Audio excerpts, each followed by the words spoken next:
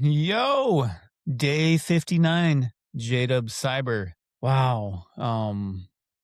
I read a lot and well, my wife will get upset. I listen to a lot of books. That's just an easy way for me to get this in. For a few years now, I walk the track or I walk outside for at least an hour or more. And to kind of, do two things at once, just accomplish my other needs, I listen to audiobooks. And I've caught up on a lot of books, hundreds and hundreds and literally hundreds over the last couple of years. But some I have saved because they seem like they're going to be a daunting read.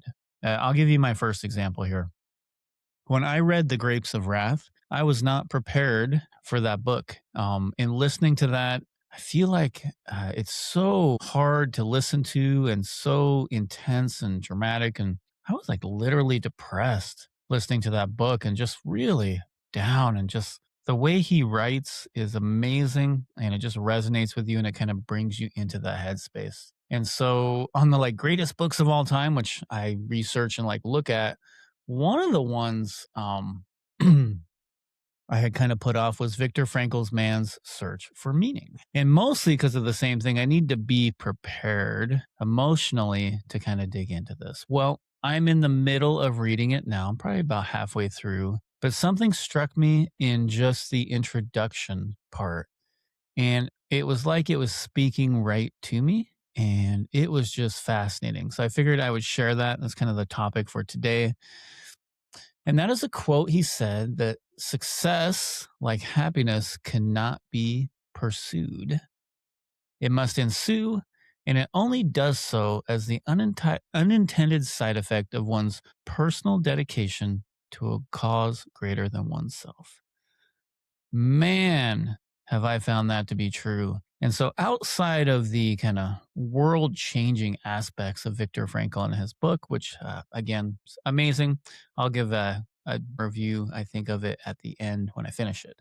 But I had to stop the book. I had to listen to that a couple times and just really take that in because I have found that to be true in so many areas of my life that when I'm doing something and I'm chasing the success part of it, the success part seems so hard to get. I feel like I'm not making any progress. I feel like there's so many obstacles in my way, and I'm just not seeing the analytics I want. I'm not seeing the success metrics I've measured out, and it becomes really tough. And the few things I've done in my life where I just pursue the excellence of doing it without any thought at success, I have no like motive for the goal. I end up finding great success in.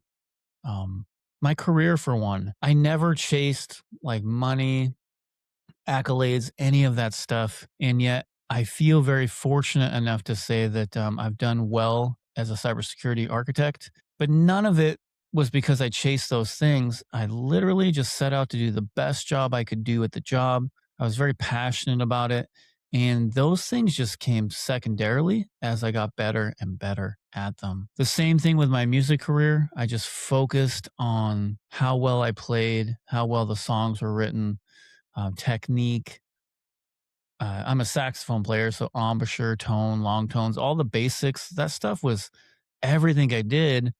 And at some point, you turn around and you find some success in being a musician, right? But I wasn't chasing that. And lately, the reason I had to pause the book is I feel like I'm reaching for success in a few areas of my life, and I have lost the plot, y'all. Um, just to come back to say, hey, what you really need to focus on is doing the best you can at the things you're passionate about, at the things that you care about, the things that make a difference to people. Why in the world did you get into this in the first place? You know, there's a lot of books you can read about this, but one of the things that's important to me is service to others. And I find a lot of passion when I can help them, however that is, right? In my cybersecurity career, if I can connect with someone and make them feel joy in a song that I've written, for example, or just some emotional connection to something, it's really important to me. And those are probably how we define success. What have you done to contribute to help others around you? And I needed to stop for a little bit, kind of walk the track, take that in, and just be kind of quiet with it. I can hear probably my mother, but I think she got this from her grandparents and mother as well. the saying I still echo to my kids, which is how you do one thing is how you do everything. And I can see the eyes rolling now, right, of my children. But I find this true, right? How you do one thing defines how you do everything. And if you're very unorganized, sloppy, not paying attention, not passionate about something I see, I'm just going to guess that most of the other areas of your life, you're doing that same thing.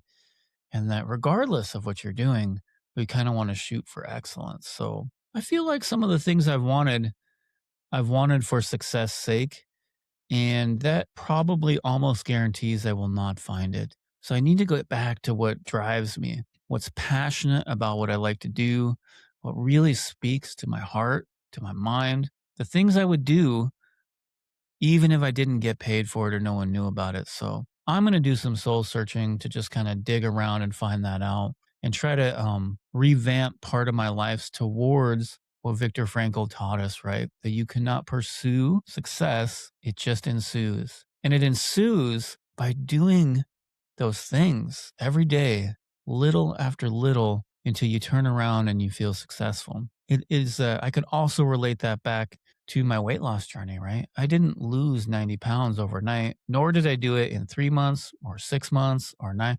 It took me a full 2 years, mainly because I had so many little things I needed to do. I needed to fix my diet, I needed to fix my sleep, I needed to fix not drinking so much, I needed to fix stress with relationships, not dealing with the things I needed to deal with. That's probably too much about me, but there you go. But that didn't come from setting out to lose the weight or anything. I lost the weight naturally because I it ensued from all of the other healthy things that I did. And I never really had I have been a really big fan of goals just for that reason that I feel like just go do the right things. And what happens from that is going to be what happens from how hard you worked at those things. Goals are good to have. I'm not saying like, hey, don't set goals. That's not my point, but it was never that important to me because you're going to have the results you're going to get, right? That what you worked for is going to be a direct correlation for the results you get out of that. So the great Viktor Frankl, I'm looking forward to the rest of the book. I know it's going to be just the story itself, right? Harrowing and kind of brings you right into that kind of captive uh, thought pattern. So there's a lot of emotional ups and downs, I'm sure, as I read through it. But that one really struck me. And I thought it was important to share with you guys today. So that's my little spiel for today. Hopefully that helps someone out there. And I'll see you guys tomorrow.